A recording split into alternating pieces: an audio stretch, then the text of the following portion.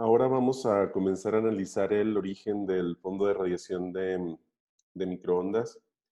Como estuvimos viendo hasta ahora, durante este tiempo la luz y los iones y electrones libres estaban interactuando libremente. Están interactuando vía scattering de Thomson. Si analizamos el proceso de scattering de Thomson, lo que vamos a tener es que la tasa a la cual ocurre la interacción entre los fotones y los electrones está dada por esta expresión, donde obviamente la densidad por número de los electrones es la que ya vimos antes, que está dada por esta otra expresión. Y finalmente la sección efectiva del proceso de scattering está dada por esta expresión de aquí. Aquí tenemos la carga del electrón esencialmente. Como vemos, en general estamos considerando solo scatterings entre electrones y fotones. Obviamente hay también interacciones entre fotones y iones, pero la tasa es mucho menor, así que los despreciamos comparados con la tasa de interacción con electrones. Para calcular la abundancia de los electrones en ese momento, tenemos que utilizar la ecuación de Saja, como vimos antes. Y después de hacer eso, podemos entonces, y ya teniendo todos los elementos, ya tenemos la sección efectiva y ya tenemos la densidad calculada a partir de la abundancia de la ecuación por la ecuación de Saja. Podemos calcular entonces la tasa de interacciones finalmente. Y la tenemos aquí dada en términos de el parámetro de densidad bariónica en el presente, una teta que es una temperatura, esencialmente una temperatura en, en electronvolts, y una componente exponencial que también está dada está moderada o tiene como parámetro esta temperatura. Lo siguiente que hacemos es luego calcular la tasa de expansión del universo en esta época. Esto es porque recordemos que en este tipo de procesos siempre tenemos que comparar la tasa de expansión con la tasa a la que está ocurriendo el proceso, ya que si el universo se está expandiendo más rápido que la velocidad a la que ocurre el proceso, entonces eso va a llevar a desacoplarnos esencialmente. Eso lleva al desacople del proceso que tenemos en cuestión. Entonces, eso lleva a romper el equilibrio térmico del proceso que tenemos en cuestión. En otras palabras, si el proceso no ocurre lo bastante rápido como para que no lo diluya la tasa de expansión del universo, entonces no ocurrirá con alta probabilidad. Va a empezar a dejar de ocurrir. Entonces calculamos la tasa de expansión del universo en función de la temperatura, o el parámetro de Hubble en función de la temperatura. Y estas expresiones son válidas para un redshift mucho mayor que 1. Esto es para el régimen dominado por materia o por radiación. Y recordemos simplemente de las soluciones que hemos visto que para un redshift mayor a z de equivalencia, esencialmente dentro del régimen dominado por radiación, vamos a tener una expresión que va sencillamente como θ al cuadrado. Y para el régimen dominado por materia, vamos a tener una expresión que va a depender de la densidad de energía en materia y de θ a la 3 medios. Con eso podemos calcular ya finalmente la temperatura a la que ocurre el proceso de desacople, el desacople entre radiación y los electrones. Esto ocurre en general a redshifts menores que el redshift de equivalencia. O sea, calculamos esencialmente utilizando la segunda expresión. Y el valor de θ de desacople va a estar dado por esta expresión en términos de la densidad de energía bariónica relativa a la densidad de energía en materia. Ahora, sustituyendo valores numéricos, sustituimos que el cociente de la densidad de energía bariónica y la densidad de energía en materia es de alrededor de 0.1. Y esto nos da finalmente una temperatura de desacople de 0.26 electronvolts.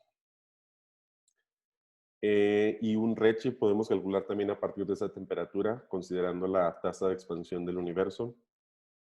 Y esto nos da un redshift de alrededor de 1100.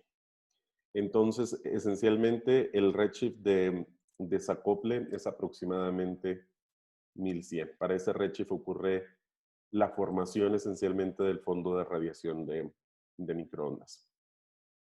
Recordemos que el fondo de radiación de microondas esencialmente se forma en el momento en que la luz comienza a viajar libremente y deja de estar interactuando por scattering de Thomson con los electrones. Antes de eso, el universo es opaco para la luz, precisamente por estas interacciones, y la luz no puede viajar libremente, está interactuando constantemente con los electrones libres. Esta es la primera aproximación que vamos a ver, pero podemos ver una aproximación aún más precisa definiendo la profundidad óptica del scattering de Thomson. Y esta profundidad óptica está dada esencialmente por esta integral en función del redshift. Vemos que depende de nuevo de la densidad por número de los electrones y obviamente de nuevo de la sección efectiva del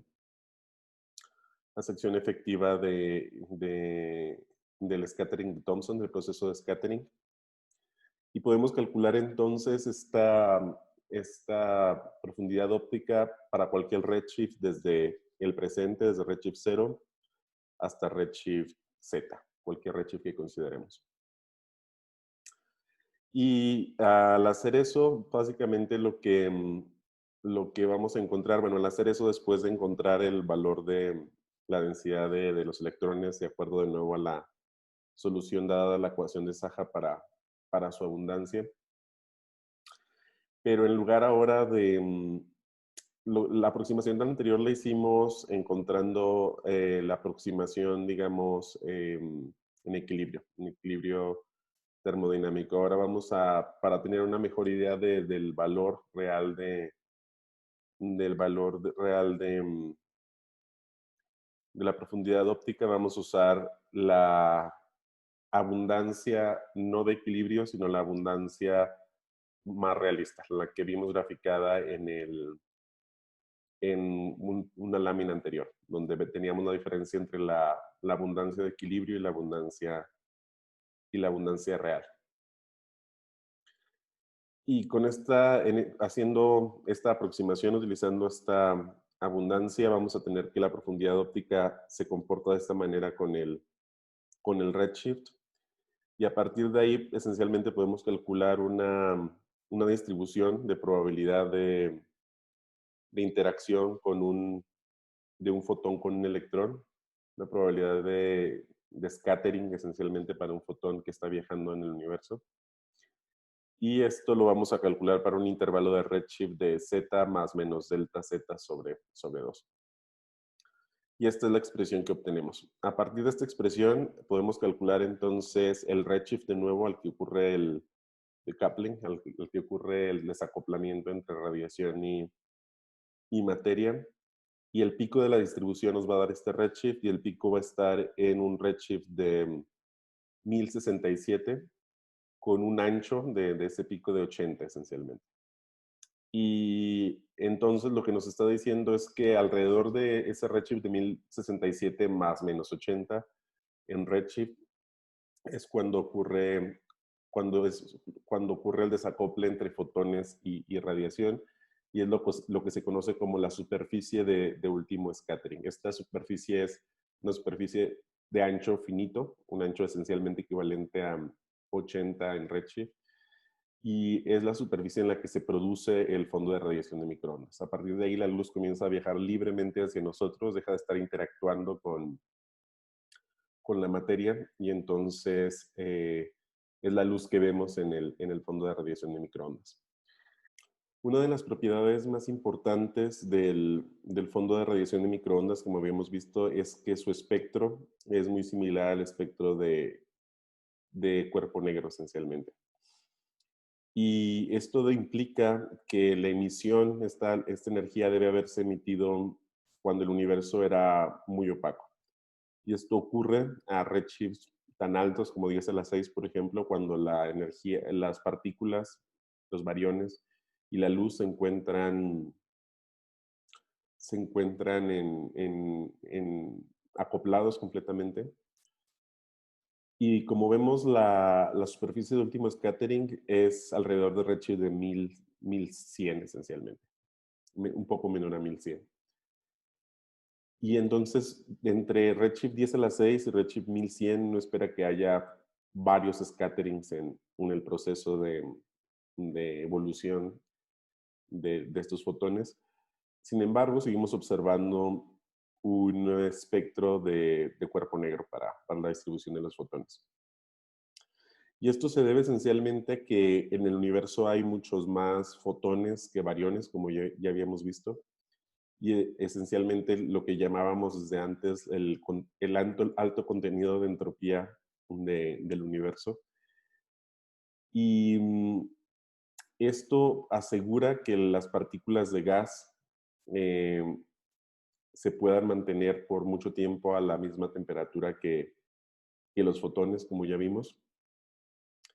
Y por esta razón no hay una transferencia de energía neta entre los fotones y electrones. Esencialmente no hay una diferencia importante de temperatura entre ambos. Así que el campo de radiación permanece, su espectro sigue siendo un cuerpo negro. No se altera este cuerpo negro producido a redshifts tan altos como 10 a la 6. Y también un proceso similar ocurre en la superficie de último scattering, que recordemos que no es finita, tiene un ancho de alrededor en términos de redshift, de alrededor de 80. Pero aquí uno esperaría que encontráramos fotones ligeramente más calientes y ligeramente más fríos debido a este ancho finito de la superficie de último scattering. Sin embargo, esencialmente cuando un fotón se desacopla un poco antes, va a comenzar a viajar libremente desde un poco antes y el proceso de expansión del universo esencialmente va a disminuir su energía, recordemos, como a la -1. Y por lo tanto va a sufrir una cantidad de redshift ligeramente mayor que un fotón que se desacopla ligeramente después.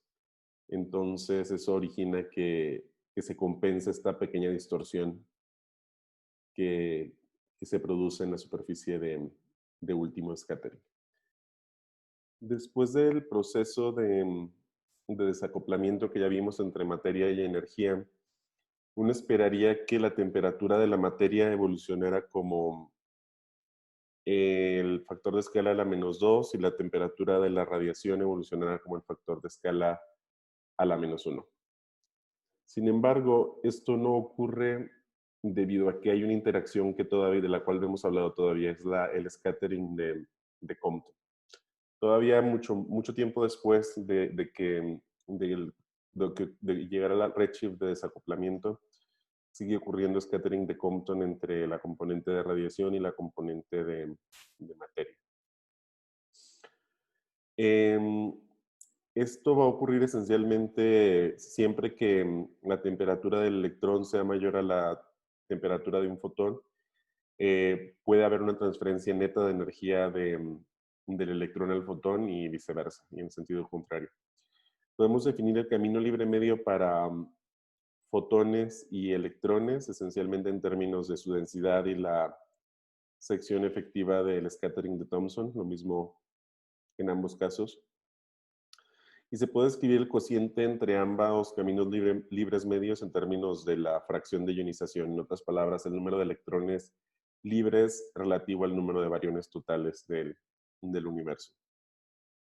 Y nos queda una expresión de esta forma en términos solo de la fracción de ionización y el parámetro de densidad de energía bariónica del universo.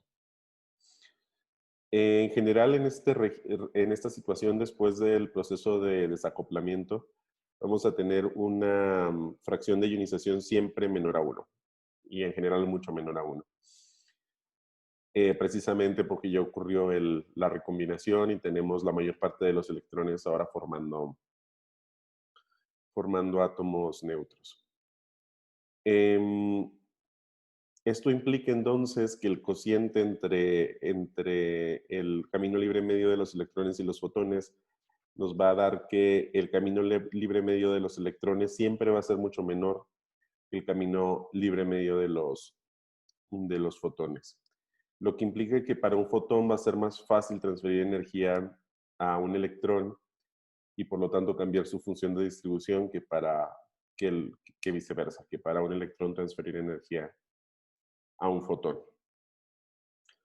Esto de nuevo sigue siendo un efecto del hecho de que tenemos una cantidad mucho mayor de fotones que electrones en el universo, o lo que hemos llamado siempre la alta entropía por barión. O también podríamos ponerlo en términos de que la capacidad calorífica de la radiación es muchos órdenes de magnitud más grande que la de los electrones.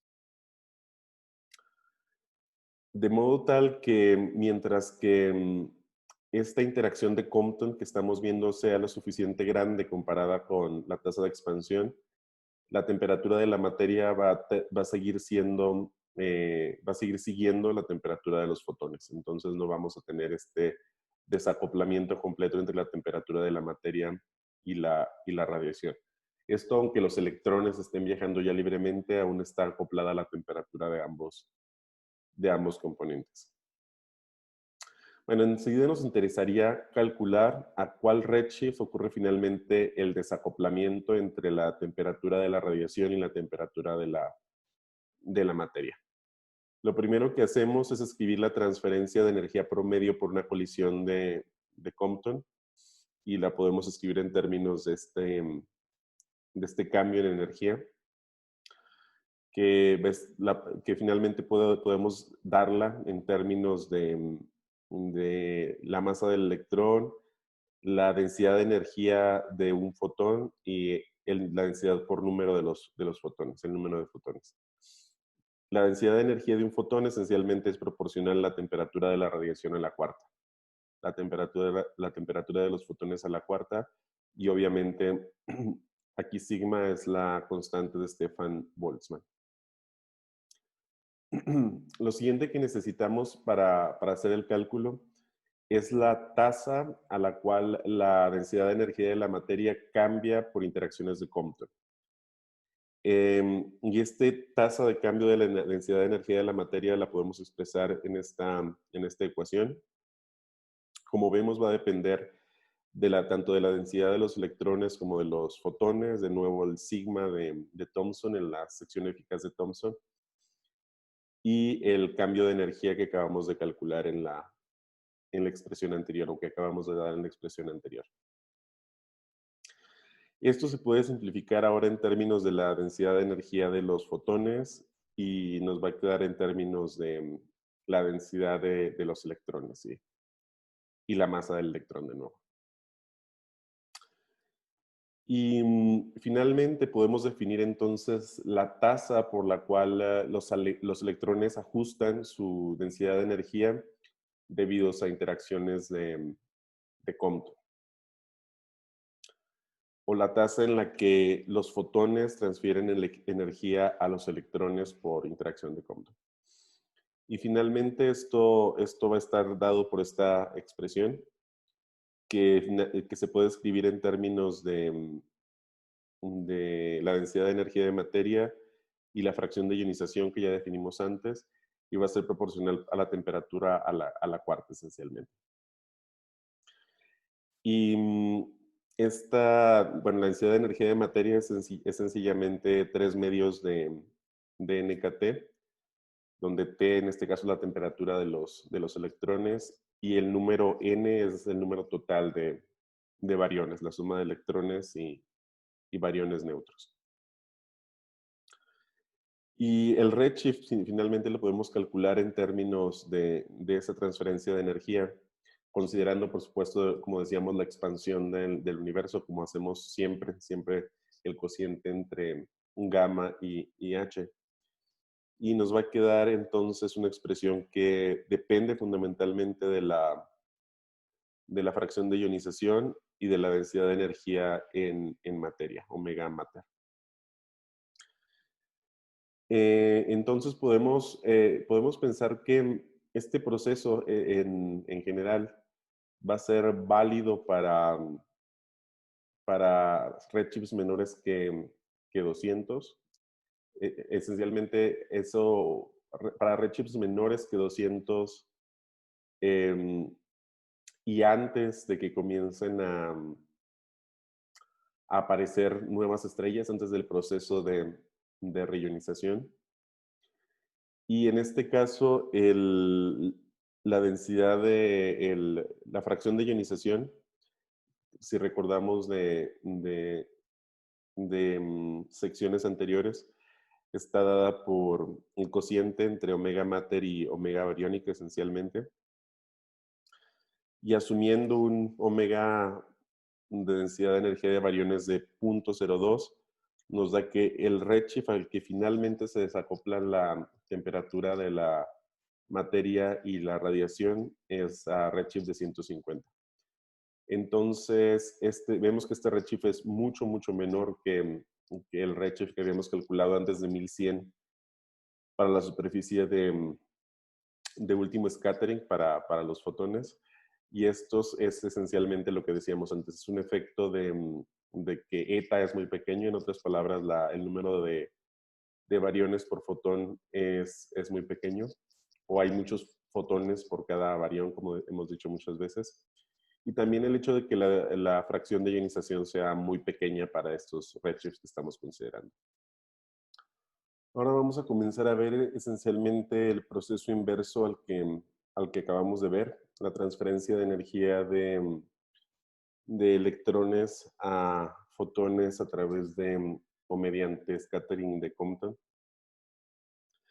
Esta tasa de transferencia de energía va a ser esencialmente el inverso de la que acabamos de ver, y usando esta relación entre las razones de cambio de la densidad de energía en fotones y la densidad de energía en bariones, vamos a obtener una expresión que es muy similar a la que obtuvimos en el caso anterior. De nuevo, es una función de la fracción de ionización y del parámetro de energía bariónica del universo. Podemos calcular también el redshift para el que este proceso es realmente eficiente, y el resultado nos va a quedar en forma de esta expresión, y sustituyendo el caso en el que tenemos redshifts mayores a 2000, cuando la fracción de ionización es esencialmente la unidad, vamos a tener un redshift mayor a 5 por 10 a la 4 para este caso. Entonces, para redshifts mayores que 5 por 10 a la 4, el scattering de Thomson puede modificar de modo significativo la distribución de energía del fluido de fotones. Sin embargo, el scattering de Compton no cambia el número total de fotones. Por lo tanto, este proceso no puede producir la distribución de Planck por sí solo.